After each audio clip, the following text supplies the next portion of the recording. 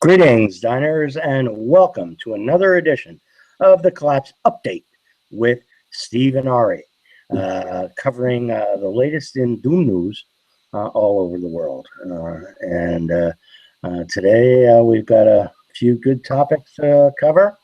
We've got the cop shooting that happened in Dallas, and we've got the ongoing clusterfuck in Europe. That the current banking crisis that's ongoing there. So we're going to be talking about those things and who knows what else.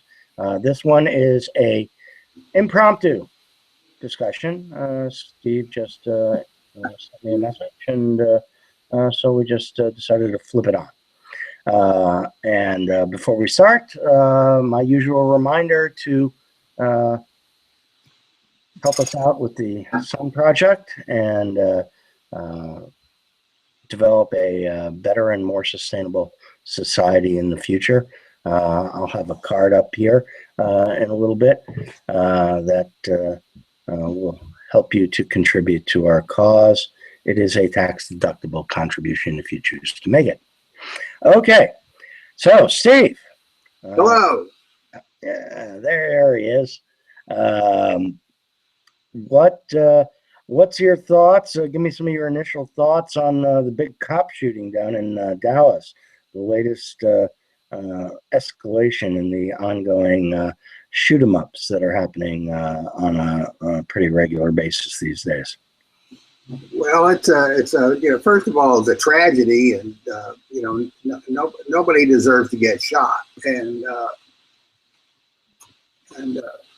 it's really what's destabilizing about it is all these kind of implications. It's kind of like a throwback to 1960s and the Black Panther Party, and kind of insurrections that were taking place in some of the cities, and people are afraid that the same kind of genie has been let out of the bottle, and the difference is between now and the 1960s, it's not really clear about how we're going to put the genie back into the bottle and where we go from here. So, that's kind of like the cloud that's hanging over all this. I mean, if the shooter in Dallas had gunned down people at random, or shot up a school or something like that, it would be, it would fit into a kind of a scheme. But singling out police officers, at a demonstration, it's kind of like a dangerous step, even though it's kind of incremental. It just feels like it's a lot more dangerous. Where in kind of like a territory that we could easily misstep, and it could get a lot worse. So, yeah, well, one of the articles that I read today, or actually it was last night, early morning, brought up the fact that you have a kind of stepwise insurrection ladder that goes on, and this is reminiscent of the insurrection that was going on in the 1960s amongst the Black community, and that at that time, in fact, Kennedy, who was running the show back then, and his brother Robert, actually took steps to assuage this problem and to essentially, in a way, capitulate to the Black community and begin to take a series of reforms that has kept that community fairly calm for the last 40 years or so. But the same reforms that they were able to undertake in those years don't seem to be as available now. Right. Led into the Great Society and all that stuff, but right. It's not working. Right. I mean, it's like one of the big changes that was made. The local governments, the state and local governments, they integrated their police forces, and they changed some of their tactics. So, the older bully boy tactics that American police forces, governments have used for years. Take a suspect into alley and beat him. They got away from that. It became more community policing. But this is on a very tactical level. And, a lot of police forces, ironically, Dallas police force is integrated, and, they're very much, they're not as militarized as some of the other police forces around the country, like the LAPD. But that's only part of the story. I mean, if you look at the big picture is, the thing about the police shooting or insurrection, whatever you want to call it, why is it taking so long to get to this point? I mean, it's a consequence of declining resources. There's less of a pie to divide up different groups. So certain groups are excluded. In the United States, African Americans have been excluded for years. So it's like, those guys are being pushed off to the side, and to keep them from complaining, you have aggressive, militarized policing. It's not the police officer's fault. It's the doctrine that, you got to treat these guys as aggressively as possible so that you get the message across that, they're out of the picture. They're not going to get a division of the spoils like they would have gotten in other times, because the spoils simply aren't there. Now, they're not articulating it this way, but this is how it comes across. So the question is, can they afford to step back from very aggressive policing? And it's like, well, maybe they can and maybe they can't, but they still can't get more resources. They can't make the pie bigger. And so one way or the other, people are going to be excluded from their share of the spoil. So that's really the big picture. And then the other thing is like, well, how do you, portion off sections of the pie, and who gets left out? And, right now the people in charge, they're relying on the police. I mean, the same thing happened during Occupy. They didn't shoot anybody, but the police were very aggressive. We're not going to let you get any traction. Some places the police were violent. And, so it's kind of like the political intent is important. And that's kind of like the backstory. And the fact that this individual in Dallas targeted police officers. I'm going to shoot particularly white police officers. I'm going to prepare myself so I do a good job. I mean, it adds a political dimension. It's something other than a traffic stop that's gone wild, or, how the narrative's been, put out for the past, several years, as long as we've been having, emphasis on police shootings. It's like, well, it's, we have a bad officer here and a bad apple over there, the rest of it's fine. And I'm thinking, well, that's not really what it is. This is a policy, excluding people from their slice of the economic pie, and it's done in a very aggressive kind of way, because they feel that's the only way it works. And right now there's going to be consequences, and that's really what the big picture is. Yeah, the results of resource depletion and economic downspin is that somebody's going to get cut off. And as we can see around the world, it's not just Black people here, it's the entire community down in the Middle East and Africa and so forth. The weakest are being triaged off of the economic pie first, and so they're resorting to violence because nothing else is working. A lot of the articles are, oh, okay, we need to vote these people into office. We need to create an electoral movement that will resolve problems. And then there's the quote from JFK, people who make peaceful revolution impossible make violent revolution inevitable. And so that's essentially what you see happening here, is the underclass becoming ever more violent, and then the controlling class becomes violent, using police and militarized police in order to try to control that violence. Kind of the question is there any is there any way out of this downward spiral? Is there any, political means of resolving it before it becomes completely out of control? Can you see any way out as we move forward? Well, I don't think we can, get from where we are to where we need to be by repeating the same sorts of, failed policies over and over again. Like Einstein famously remarked, insanity is repeating the same experiment over and over, expecting a different result. So, we have a, political regime, an economic regime. The whole thing is oriented around, money and counting, and it's a counting scheme. Basically, we're all living in an accounting system, and the actual, divvying things up and how to manage it, and how to, distribute the costs and everything.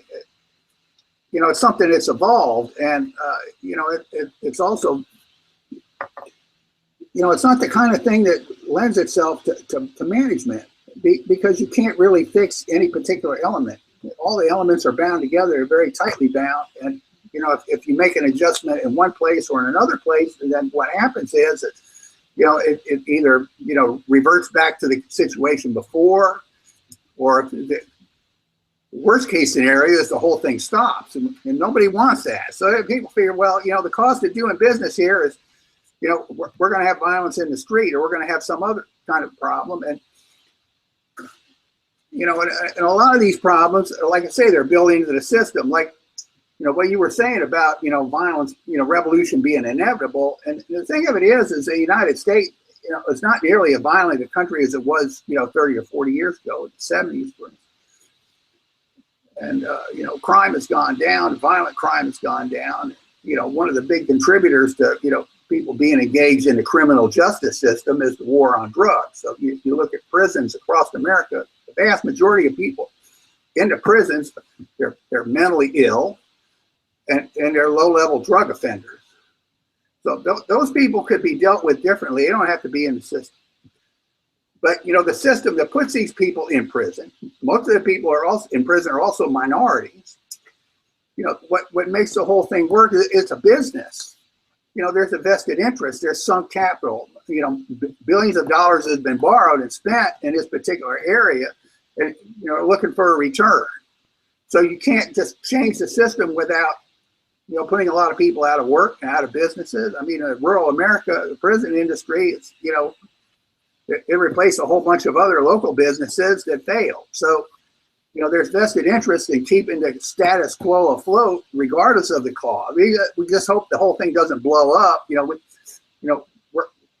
kind of focused on a few individual cases here and there, but the kind of low level of what I call authority abuse, where people are singled out and oppressed because it's convenient to do so, and because it's necessary to keep the whole thing working.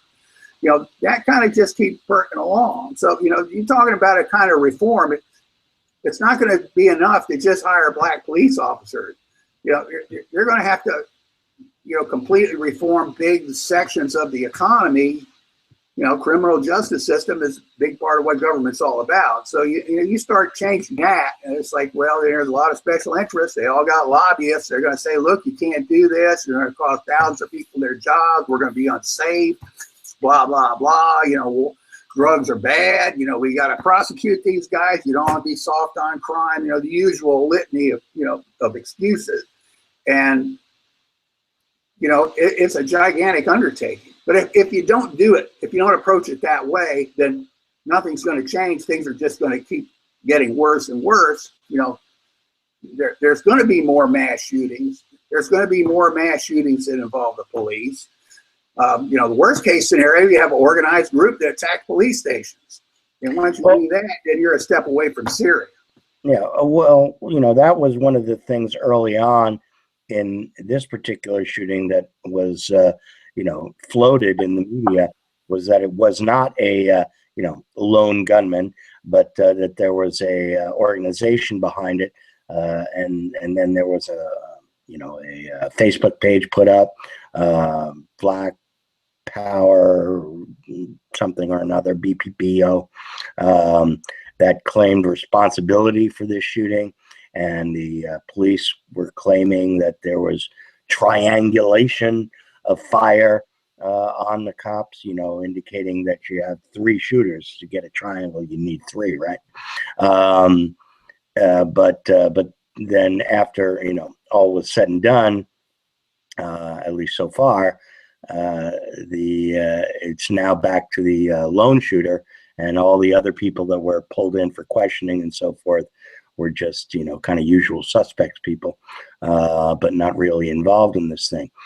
So far there has not been, as of yet, any kind of organized group that has pulled off something like this. But one thing that I brought up on the diner was that what I see coming down the pipe is not necessarily an organized group, but you get a big enough demonstration and you get enough people who are disenfranchised and dissatisfied and angry, and 2 or 3 of these people will show up at the same place at the same time, and then one starts shooting, and then another starts shooting, and so forth. So all of a sudden, you have your multiple shooter event.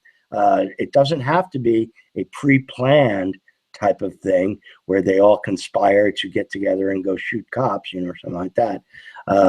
But the same event can happen spontaneously, just because there are so many of these people that are starting to float around the society now. They're coming out individually in individual cases, but at some point you're going to reach a critical mass, and there's going to be more than one of them at a time at a given event. That's what I see coming down the pipe anyway. Well, it's possible. I mean,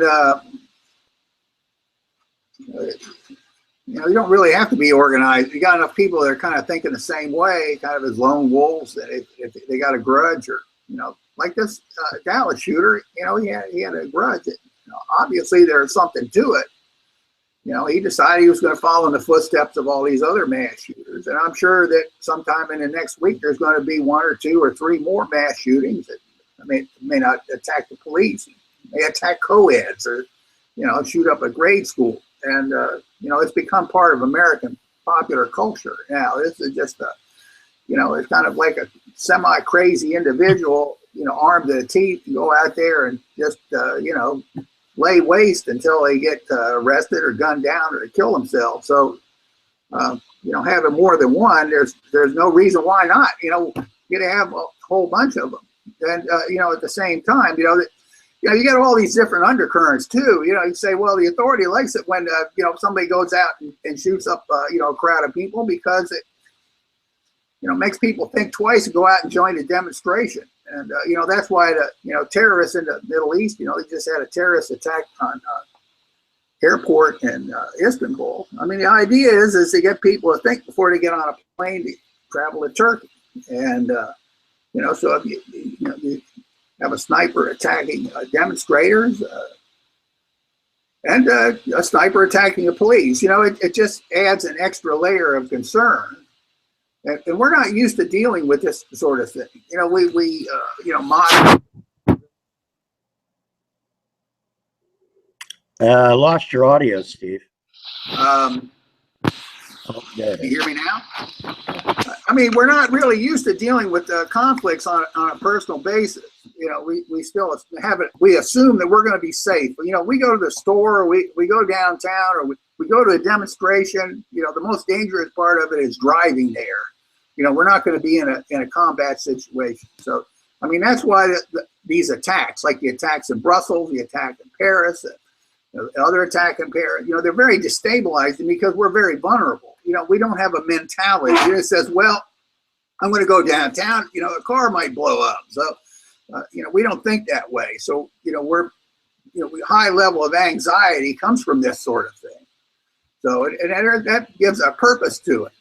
Unscrupulous people, wherever they are, leadership or whatever, they say, look, I'm going to make use of this. I'm going to terrorize people. And, so they got all these kind of murky, agencies and non-agencies and different people, You don't know where they come from. You know, this guy was in the military. You know, what exactly was he all about? And you know, is there something to it besides you know, just him having a, you know, getting a bad attitude and acting on his own? I mean, there's always a question mark. Anytime you have something like this, there's a question mark. I don't want to go into conspiracy theories, but you know, there's enough to it. It's something you have to keep in the back of your mind.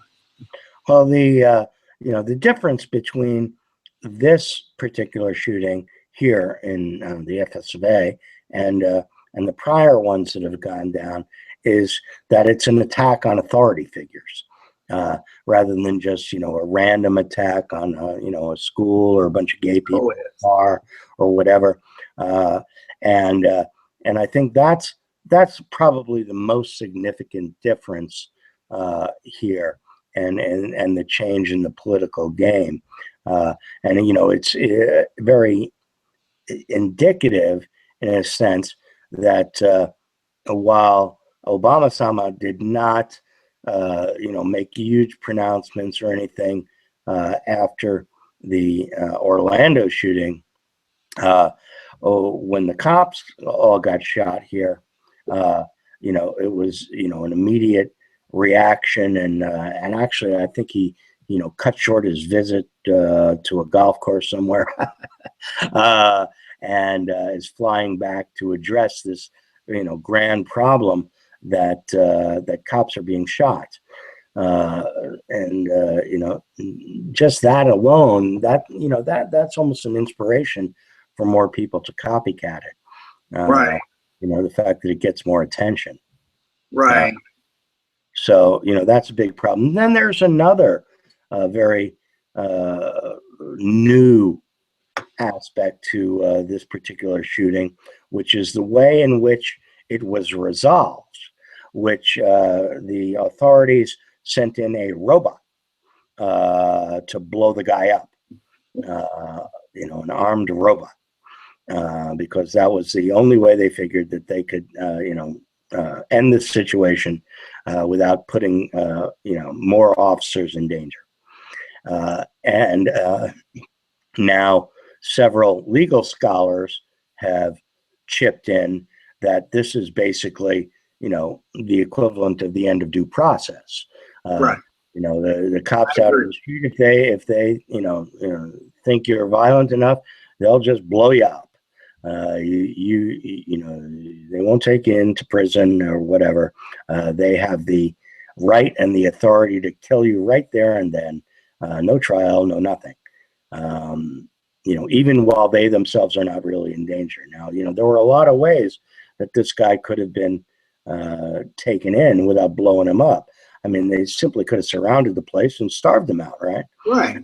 You know, so. I could have sent in a dog. I mean, it's easy enough to send in a canine, and you know, if you need 2 or 3 dogs, you know, whatever it takes. And you know, I mean, somebody decided they wanted to kill the guy. I think there was purpose behind that. I think that you know, the whole thing about, you know, police interacting with the citizens. I mean, there's a lot of police. I mean, I live in Northern Virginia. It's very genteel here. You know, we don't really have a lot of, you know, aggressive police. All the police forces are fairly, I say fairly because there was a shooting incident not far from where I live, where the police simply shot the guy standing in the doorway for no reason. But it wasn't a matter of policy. You know, the cop just having a bad day, and you know, he was prosecuted after a long period of police stonewall. So, but in other parts of the country, like in Ferguson, Missouri, for instance, the police had a policy of harassing people, ticket them, and you know, basically, it's not a prosecutable offense, but basically putting them in a situation where they had to pay fines and, you know, court costs and, you know, a lot of expenses. You know, it was a way to make money.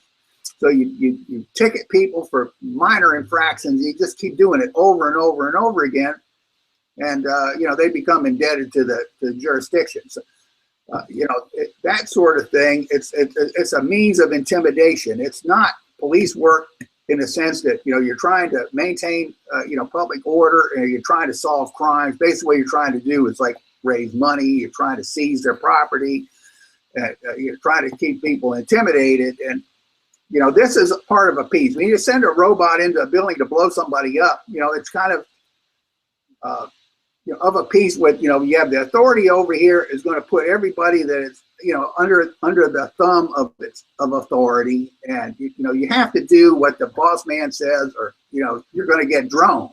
And this is not a new discussion. What we're having right now has been ongoing ever since Obama and his kill list and authorization to blow up people.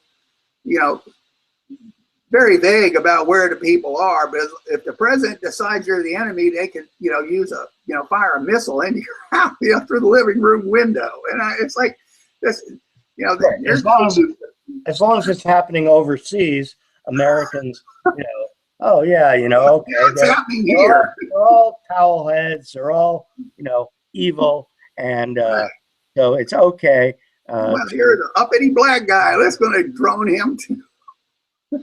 Yeah, and then it's it migrates, like Donkey Kong, moves its way to home soil, and then at first it's the underclass, and okay, it's the other guy, right?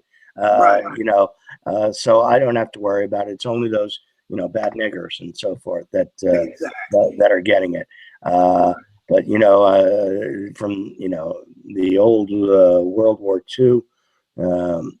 Deal with the Nazis and the Jews, it was like, well, first they came for the tradespeople, and I didn't say anything, and then they came for the Jews, and I didn't say anything, and then they came for me, and that's the way it goes, right? It it starts as the other person, but at some point it migrates to where you're the person. Well, here's another idea that's kind of like a big idea, along with resource depletion and the consequences. Is the idea that the bosses have that, if they hit excluded people hard enough, okay, then they're just going to go back to withdraw from the center stage. I mean, they're not going to raise any sand. And what's happening universally is when you push people enough, they don't just sit back and take it. Then they start fighting back. So it's, all this business like drones and robots, and killing by remote control without due process, basically to decivilize yourself. It works in the immediate term, but longer term, it fails almost every time because people start fighting back. It's like open season on robots. And it's open season on the people that operate the robot. I mean, all these people are vulnerable. The problem that I have with, highly aggressive or militarized policing is like in a military situation, the military is on a base somewhere. Okay. They got a barracks, they got a big wall around a military camp, and they got sentries, and the soldiers are isolated from the public. The police are different. The police live in the community. They're not really an occupying army. They're there. And their wives are there, and their husbands are there, and their children are there, and all of these people are vulnerable. The police can't go to a barracks someplace and say, well, we're going to go raid the area and have our way. They can't really do that. They can do a place like Honduras where it's not really a police, and you have militias and death squads that operate the way an occupying force does. But police in the United States can't do that. They're vulnerable. The police in the United States need the support of the citizen because the citizens have the police officers back. And if the citizens don't support the police, then the cops are out there by themselves. And they got nobody. If they get in trouble, they got nobody to help them. They got nobody to turn to. And it just, at that point, you don't really have any police. So, the police have to, this is a top-down thing. It's not the individual policemen because most of them, every police officer I've had to deal with for the most part has been a dedicated public service. They want to make the world better. You start dealing with policy. The policy is, we're going to kick these people in the balls, and then they're going to do it. And it's like, no, they're going to kick you back, and you're too vulnerable. You have too many dependencies. They're all in the community. You're going to be the loser, not them, because they have nothing to lose. The people at the bottom, these black guys that get shot on the street corner for selling cigarettes or for CDs, they got nothing to lose. you know, and when they turn on the cop, you know, there's a lot of them, and there's not that many cops. Yeah, it's the nothing left to lose issue. Right. Really, is what it boils down to. People who are, so have been beaten down so much that you know they just don't care anymore. And the vulnerability, as you say, is there. I mean, cops can wear bulletproof vests and dress up in the full RoboCop getup. Uh, and drive armored vehicles and all the rest of that around town. But in the end, if you can't hit the cops, they're gonna hit their wives and kids, right? That's just the way it goes. Right. So it becomes an armed camp, which is obviously not the way anybody wants to live. Well, it So works another way. It works another way too. Like in New York, like in New York, you had, the mafia ran New York for decades, and the way they did is they didn't have open war with the cops. They couldn't afford it, but they basically they turned whatever cops that they could. In other words, they paid them off, they bribed them. They say, listen, what I just told you, it's like, we know where your kids go to school. Don't fuck with us. Just let us do our thing, and turn the other way, and we'll make it worth your while. So the police force became compromised. It's incredibly corrupt, and all the legitimate businesses had to pay the police for payoff protection. So, so it was basically the police were a version of the mafia. So, and the mafia is a good example of an organized group that's very violent, that can operate with more or less impunity in, particular area, a city or a town or even a whole region of the country. And, they're pretty much untouchable. Yeah. Once the, the crowd gets big enough, once they develop an organization and so forth, it becomes extremely hard to, get rid of them. It's like, vermin in your kitchen or whatever. And the, and on the grand scale, you've got Al Capone's quote, capitalism is just the legitimate racket of the ruling class. And so the police and the banks and all of that, it's one big racket. Exactly. And so, but as that big racket starts to break down, you've got these little rackets that are starting to fill the niches and build their way in here. Lone shooter by lone shooter, but one can fairly reasonably predict that this is not going to stay that way in perpetuity. There's going to be a scale up.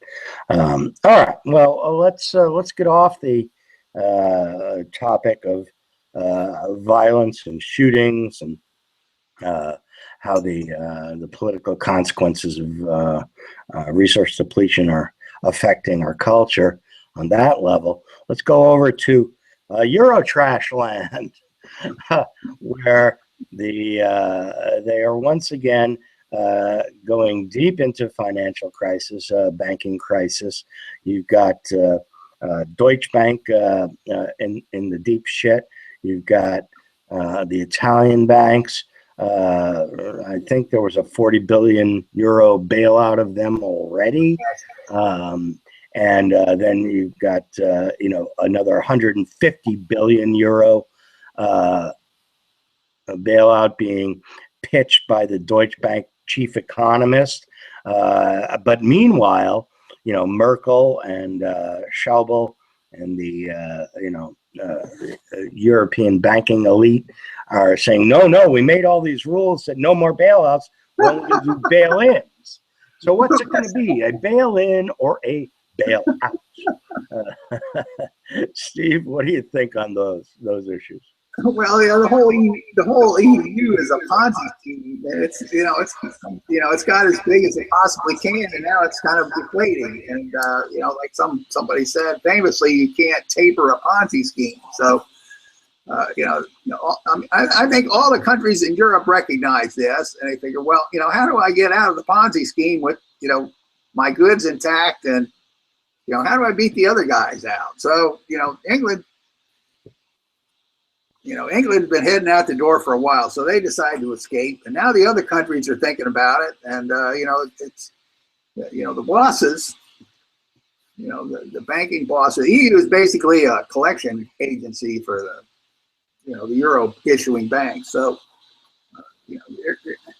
they said, well, if you leave the eurozone, it's going to be a disaster. We're going to punish you and whatnot. So right now it looks like the English have gotten out of the eurozone without the world coming to an end, and well, they're not really out yet, Steve. they're not. But for all practical purposes, they basically said, we don't like this. It's not successful for us, so we want out. Now, for whatever reason, it doesn't really matter. If you look at the EU as a Ponzi scheme, they just walked out the door first. Even if their body is still in the room, their mind is outside.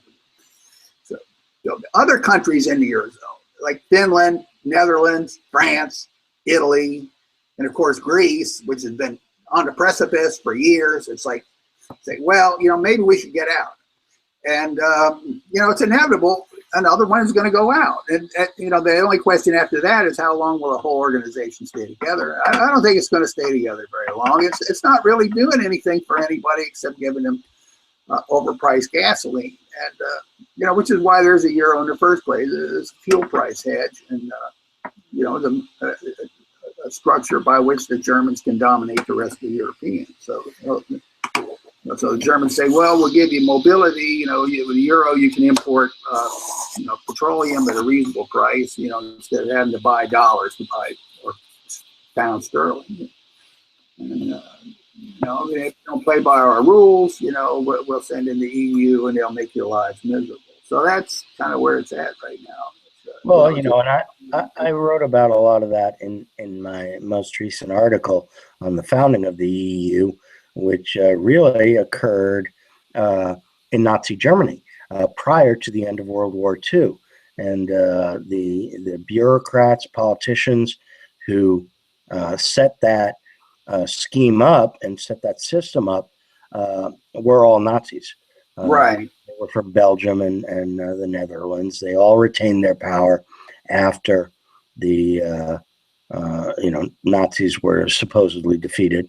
But really all that happened in that defeat was, Hitler and Eva Braun committed suicide, and then it was back to business as usual with all the same players in charge of all the same industries. It's a good idea. I mean, it's the whole idea. The reason why fascism, is so enduring is because at a superficial level, it's functional. I mean, it's the most efficient way to run a industrial scheme, an industrial economy, industrial regimes, other than a command economy. So because it allows for debt subsidy. I mean, that's really the only difference. I mean, the alternative between a fascist regime is, a planned economy like the Soviet Union. They only had one bank in the Soviet Union, and that dealt with foreign exchange.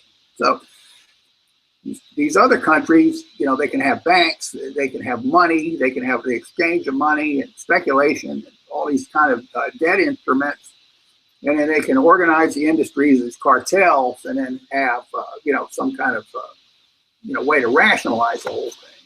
It actually goes before, prior. The real inventor of it was a gentleman by the name of Walter Rathenau, who came up with this scheme under stress during World War I. When the Germans were running out of things like ammunition. They obviously had no gold. It all gone to the United States. So, how do we make the German economy function under blockade and, with all of our manpower in the trenches? How do we make it work? And, he came up with this basically a scheme of government-sanctioned cartels, and government guaranteed the issue of bonds, and it was all based on the output of these industries. And it was a very, very nice circular thing. Almost all the Western economies use the same system today. So, the Eurozone is it works. It's good to have a good flow of manufactured goods to eager customers who spend borrowed money, money they don't have to buy these things. And, probably what's destabilized the Eurozone more than anything else is the arrival of China, because, they're competing with all the manufacturers of, consumer goods, except for automobiles, with all the European manufacturers. They get kind of putting them out of business. I mean, you just, the other day, the Indian company Tata that owns a lot of the steelmaking assets in the United Kingdom, they decided they're going to shut everything down. They can't compete. And the reason they can't compete is because the Chinese steel makers have massive overcapacity and just dumping steel every. We can't afford to keep losing. Well, everybody, in the those basic commodities industries now is losing money, or Right. dumping in the market. Whether it's the frackers, natural gas selling below cost, the oil is selling below the cost. Right. Everybody is keeping it running on on debt. In the absolutely stupid hope that someday this is all going to pay itself off. Which Santa Claus is going to come down the chimney, make it all better. My idea is that the Ferengi are going to arrive on starships with gold pressed latinum and dilithium crystals, and so we will have plenty of energy and plenty of money as a result of that. But I think BlackRock could go back to the home planet and take it over. Listen, we got a plan. You guys could be rich. Yeah. The problem is the Ferengi probably are not going to arrive in the nick of time. And think positively, Ari. But that does, when I go back to 2009, 2008, when I started researching this, watching what was going down. I was in investment banking early on in my life, and when Bear Stearns went down, I said, well, what's going on here? Why is that bank gone? And then Lehman went down, and I said, okay, now I really see something.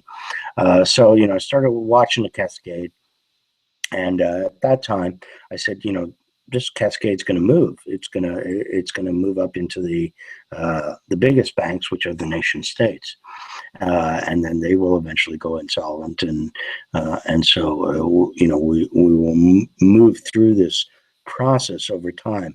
I was pretty wrong when I picked out my timeline, but it's progressing pretty much along the way that I thought it would. Well, you were wrong. The only reason you were wrong is basically, your basic principles are right on. It's just everybody, including me, underestimated how willing the bosses, the governments, the central banks, the treasuries, and political leadership, as well as the finance industry and all the other, automobile dependent industries like fossil fuels, construction, real estate, insurance, military. All of them said, listen, we can't surrender. We've got to do everything we can to keep the status quo afloat. And whatever it needs, whatever you want us to do, we will lend. We're banks, we'll lend. Automakers, we're going to have hard times. We'll just get rid of all of our pension liability. The oil industry, we'll do fracking. You name it. Whatever it is that has to be done, we're going to do it, because the alternative is a total collapse. And so everybody, and it's not just the big shots, the little guys who kind of had a grip on the picture, they decided they were going to do everything they could too. If that means spending money they don't have, that's what they're going to do. They're going to put their kids through college and it's going to cost $100,000. They're going to do that. Whatever it takes to forestall the consequences of the preceding, 50 years, 75 years, 250 years of just wasteful behavior with no returns. And that's what's happened. This is how so many people have got wrong, is they didn't estimate, they didn't comprehend the willingness of people to do anything. They just, out of desperation, they're going to do absolutely everything to keep the status quo afloat. So say that 6 times fast. So, and nobody knew that I mean, people knew the central bank was going to do something, but people didn't expect, I know I didn't expect the different markets to react to monetary easing the way they did. I mean, this wasn't just front running the Fed. It was just like, hey, they opened the door to jail. Let's all get out. Let's run out as fast as we can. And stock market went up, you know, here it is at all-time highs. The companies aren't making any money. They aren't making products. The only reason they have any earnings at all is because they're borrowing trillions of dollars and buying their own shares, you know, which is a Ponzi scheme. And it's like that one is just beyond fucking. That's our economy right now. It's like finance swindles. So this whole economy is like, you know, gambling casino. It's like the alley behind the gambling casino. You know, you're robbing people in the parking lot. That's your economy. And you know, if they don't like it, you know, you beat them up or you shoot them. That's like, this is a hell of a way to run a railroad. You know, there is no railroad. We sold the trains. We tore up the rails. We melted them down. We got rid of them out. But we'll still bet on it. We'll still bet. Right. You know, it's going to be better tomorrow. You got to have trust. You know, the central banker says everything's fine. So, so let's get back on track here, though, a little bit. We can't get back on track. We sold the track. We sold the tracks, right? What about let's look at individual cases a little bit here. You know, you've got the Eurozone in total, and you know, as you mentioned, why is the focus on my camera so bad? Oh, there we go. You've got you know, banks all over the fucking continent are you know, all insolvent, as we know, but you got, you know, specific examples, you know, Deutsche Bank, Landesbank in Germany, also Pesci, or the oldest bank in Italy, or whatever, oldest bank on the continent, in trouble. You know, in terms of looking at dominoes or cards that might come out from the house of cards first, you know, can you see, you know, where the weakest link in the chain is, or, you know, what might, you know, end up dropping first? Well, I think the weakest link is currency, and because you can do things to manipulate the banks. I mean, the EU rules right now prohibit, you know, government bailouts of banks, but that doesn't mean anything because the banks are important, so they're going to get bailed out. And the bail-ins don't work because, well, depositors take their money out of the bank and the stockholders sell their shares. That's why Deutsche Bank has gone into the toilet, you know, steadily, you know, because the government, Bank of International Settlements, the EU made rule. They said, listen, you know, we're not going to have taxpayer bailouts anymore. The banks are going to have to bail themselves out. The stockholders are going to get wiped out. The big depositors are going to get, you know, haircuts, and bondholder people that lend to the banks, they're going to have to pay. And so all these people that say, look, we're not going to stand here. We're not a target. You know, I'm going to get online. I'm going to shift my funds to another bank where I don't have to worry about this stuff. So a lot of it's going into, you know, they're buying government bonds. Some of that is really stupid because, you know, the governments are no more solvent than your banks. So when the banks fail, essentially the government fails too. You have a situation like you had with TARP, you know, where the government was asked to bail out the banks in the United States, just like the German government, the Italian government being asked to bail out there. Well, the only way they can bail out the banks is to borrow money from the same banks they're going to bail out. So, you know, it's kind of like it's a shell game. It's a strictly, you know, for public consumption. It's a confidence game in the purest sense, and it's bottom line, it's a fraud. Now, for me, the banks that have the most trouble, that are the most dangerous, that have the greatest impact, are Chinese banks. Only because they're so gigantic, because they're all banks are in trouble for the same reason. They make unsecured loans, and the more unsecured loans they make, the more insolvent they become. I mean, Murray Rothbard famously remarked one time, one of my favorite economists, that banks are all insolvent because they lend money that isn't theirs. So as the bank becomes more insolvent, as it makes more loans, particularly to other banks, then there's less likelihood that they're going to get paid back.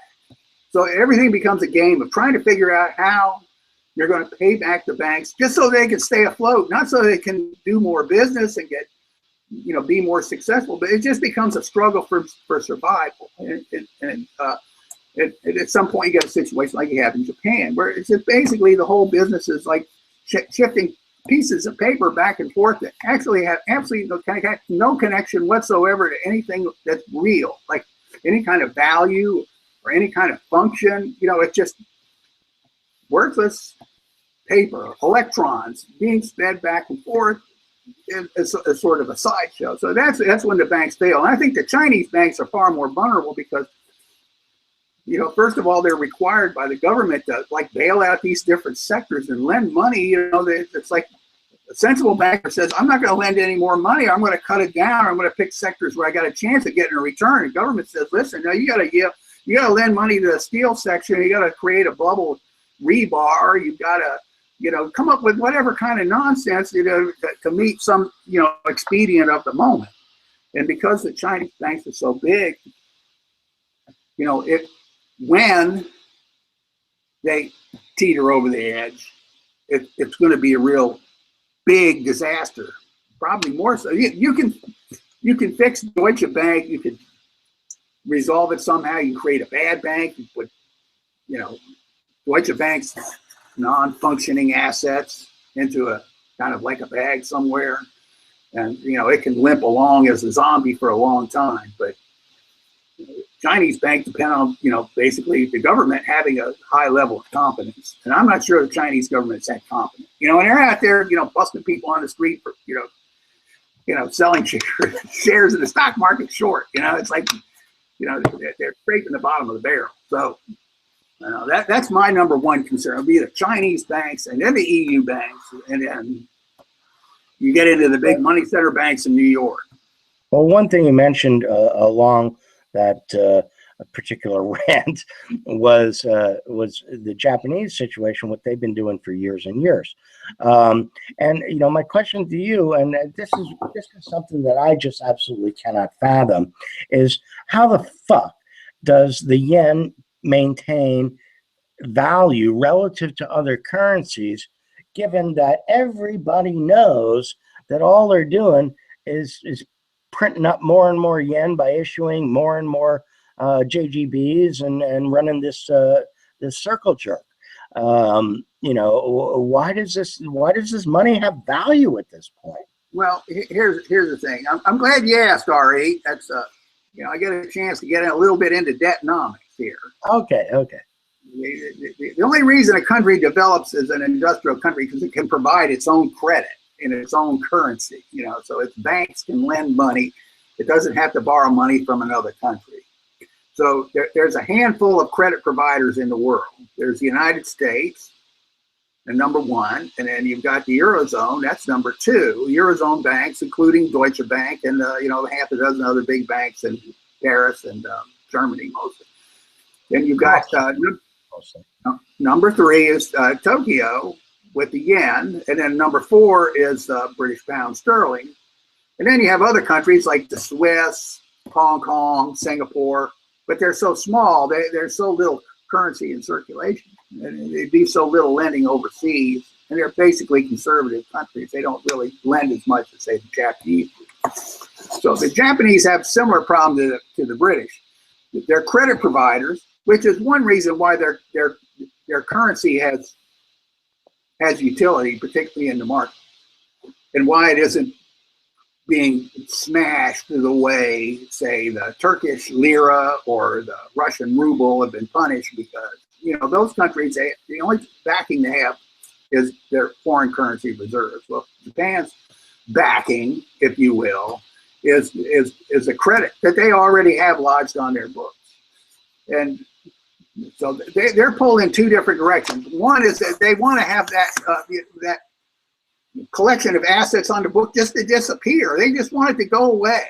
They want people to forget about it. They don't want to pay it. And if they're going to pay it, they're going to pay it with nothing. So they want the currency to be really low. That's why the Japanese want to depreciate the currency.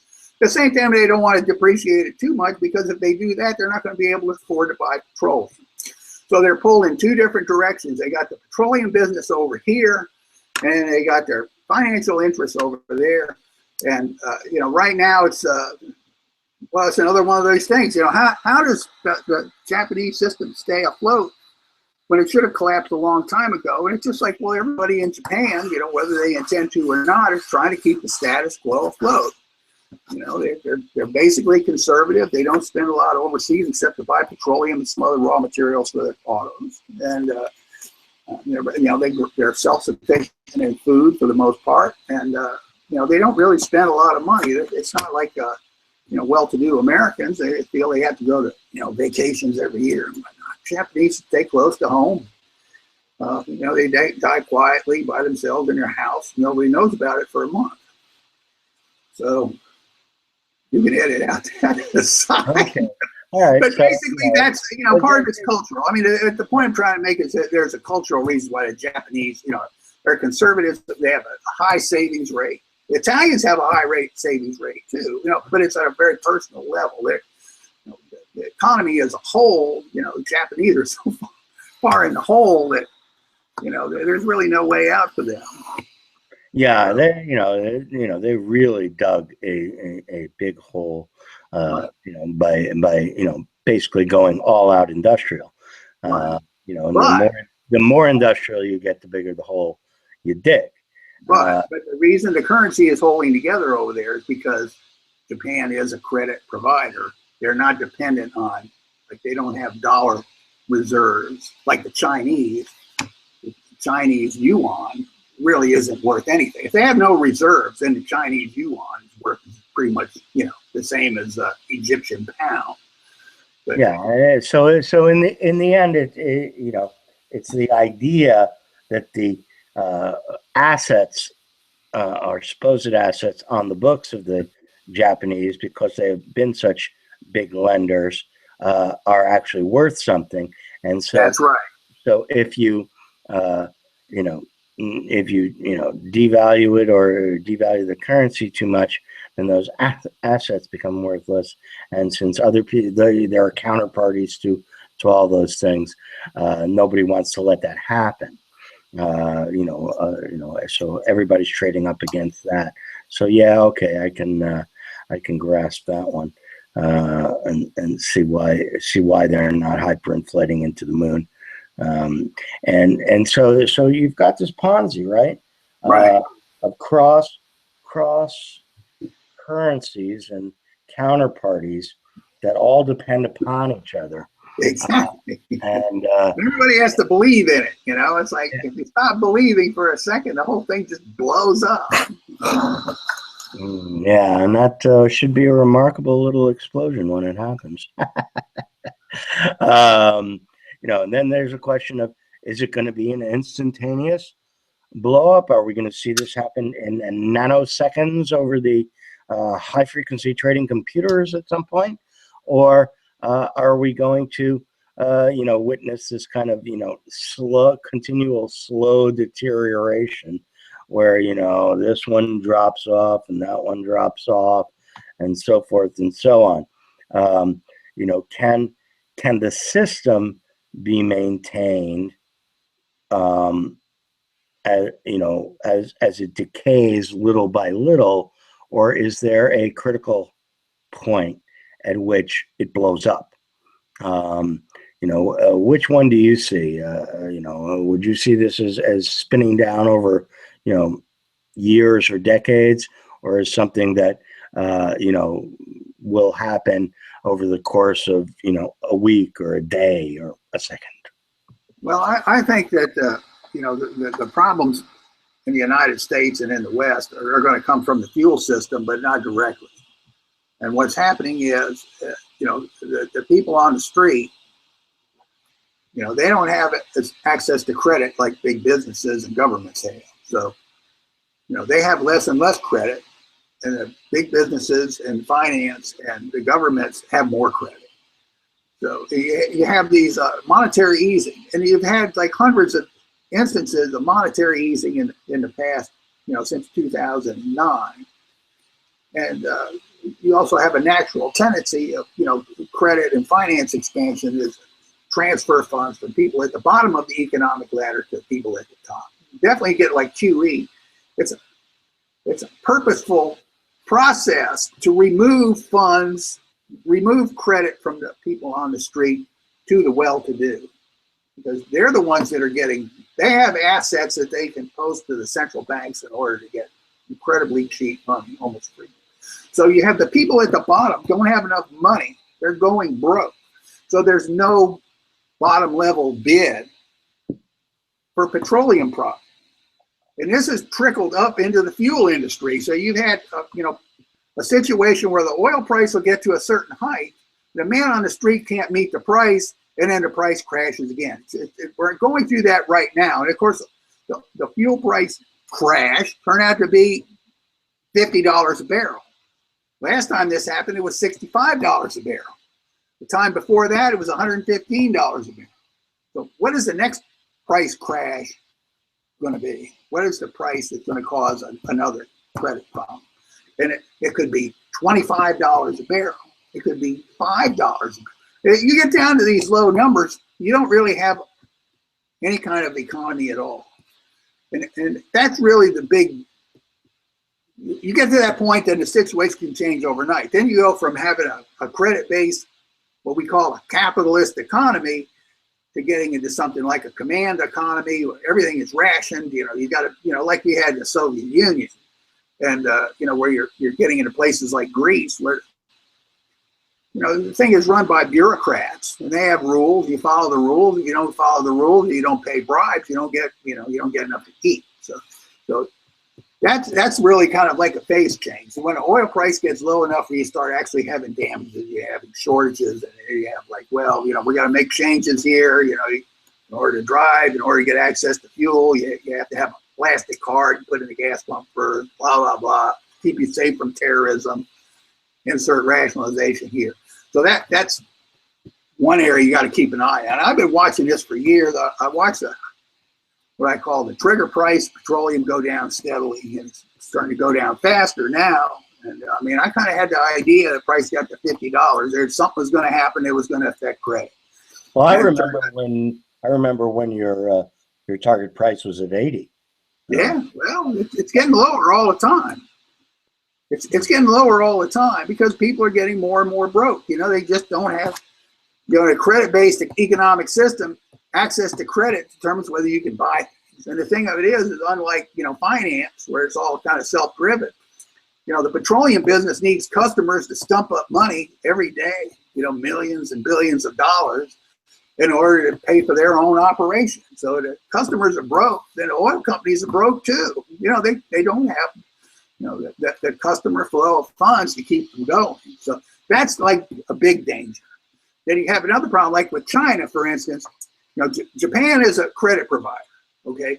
China thinks it's a credit provider, but it's not. The only reason China money and China finance is worth anything is because it has trillions of dollars, trillion euros, $500 billion in other currencies, mostly yen, but it's got like $2 or $3 trillion in reserves. So you say, we have Chinese money and Chinese financial instruments that are leveraged against this reserve.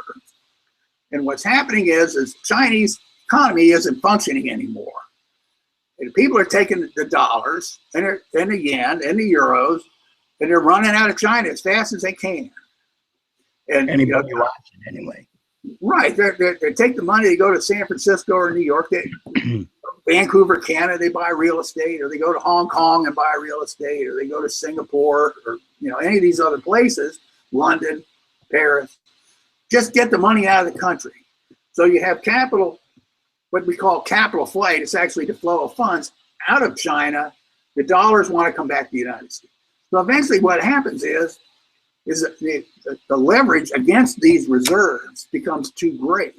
And then you start having, kind of institutional breakdown. You have banks, the big Chinese banks, they're insolvent. And, if the banks are big enough, how do you bail them out? How do you bail out a multi-trillion-dollar institution, particularly when you don't have anything to bail them out with? You wind up going to the IMF and say, listen, man, we're broke. You think you can lend us some money? And IMF said, we haven't got that kind of money. Go away. Yeah, well, but then they borrow it from the Americans, because if the Americans know that if the Chinese go broke, that they'll go broke. So they lend the money to the IMF, who lends it to the Chinese, and so forth. So you get the big circle jerk. It's always, That would go a lot. it's always the question of where does the fucking money come from, right? Well, you can do that if Hillary was the president. You're not going to do it if Donald Trump is the president. It's like they never have enough money to pay for food stamps for 45 million people or whatever, but when they need $150 billion to bail out AIG, they find that very fast. When they need $100 billion to launch a new war against some other country, they find the money. It simply just appears magically. So you do have to wonder about that whole business of money creation and who gets it and why, and in various countries, various times, various places, but you can see a pattern in the way that it goes, and who gets it and where to the bennies flow. If you think of it as a Ponzi scheme, that you just hold that in your mind wherever you look. It's a Ponzi scheme. You look at finance, you look at government, you look at nation states, you look at the military and their operations. Just think, whenever you see one of these that you think Ponzi scheme, then you're going to be safe. And it's like, yes, the funds are going to materialize and try to keep the air in the balloon for a few seconds more, but it's still just trying to keep a Ponzi scheme. They're all are doomed. Those are the ones we've been living in for a long time. So yep, it's definitely on its way out, and so you chronicle it over on Economic Undertow, as you do, with some very intriguing and novel arguments about the economics of it. I have always admired your work because of that, and I do it in my own gonzo way, on the diner. So that's what we do, and we watch it until it goes. That's all you can do. Nobody listens to us. We got a few listeners out there. Well, nobody important listens. We're getting stuck. They're stuck. 700 to 1,000 views on these shows these days. So it's not nobody, but by no means are we making the big time yet. Anyway, well, there are other things that they could do. It's not complete. It's not completely hopeless. I mean, there is something that could be done. And if there's a big shot listening to this right now, I'm going to tell you what you need to do. If you're a political candidate or you work for Donald Trump or something like this, I'm going to tell you right now, the thing that needs to be done right away, we have to return to accountability and rule of law. The big problem. It starts at the top and works down to like shooters in Dallas. It's right now there's a sense of impunity that the people at the top can do whatever they please. They can break whatever laws, they can steal whatever amount of money, they can screw over as many people as they like, and they're going to get away with it. It's like an airplane pilot that crashes the airplane, and he parachutes down to earth, and they give him another airplane to crash. We have to stop doing it. We have to enforce the law. These big shot lawbreakers need to be prosecuted vigorously. They need to go to prison. And people in government, the Pentagon, these are the worst offenders. The finance and big business, the bankers, they need to be prosecuted. They need to be put in prison. And the first thing that the new president needs to do is go to Congress and say there's going to be eliminate the statute of limitation on finance. So any finance crime going back 20 years or more can be prosecuted. And the malefactors who are still out there riding around in luxury cars and living in their mansions, they need to go to jail. They need to be punished. And the people that break the law, whatever it is, including the laws of warfare, the laws of finance, the laws of how you run a business, if you commit a fraud, you need to pay the price. Right now, there's no accountability. And people look at this and say, well, you know, if John Corzine just stole $1 billion, he's still walking around outside. I mean, I ought to be able to, you know, steal $50 and be treated the same way. I mean, why not? So, you know, it's like it starts at the top. If you have criminality at the top, you have lawlessness at the top. And you're going to have lawlessness everywhere else. This is one of the things that was happening in the 60s. You know, the government was prosecuting an illegal war in Vietnam. It was basically stealing from people. And yes, you had the Civil Rights Act, you had Voting Rights Act, you had desegregated schools and all the rest. But that was just like a veneer over top, institutionalized lawlessness. And that has to end. And it needs to be a systematic effort. It has to be obvious and policy. It's like, this is what we're going to do. We are going to step on these guys like bugs, and we're going to clean up every part of our society. And once you do that, that's going to change the tone. It may not fix the economic problem, but it's going to change the tone about how the people respect the government, how they respect the people in charge. The business become honest business rather than just a den of thieves and a collection of Ponzi schemes. I am in 100% agreement with that. There needs to be a purge. Well, 99.9%, because I don't think prison is quite enough for some of these people. Well, there you go. As my friends know, I think it's time to bring in the Orkin Man. But that should be enough for today. We want to become Islamic State, you know, and just, you know, it's subcontract. There's something to be said for beheading people. I'm serious. I mean, this is something you need to do. If you don't do this, all your other efforts are in vain.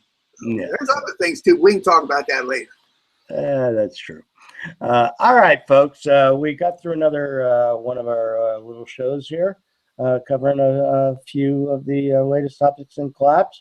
And I'm sure there will be more coming down the pipe here as the weeks go by. So we'll be back to give you more of the story here in the future. Steve, put a lid on it. And that's all we do. This time until next time, here on the Doomstead Diner. Later, diners.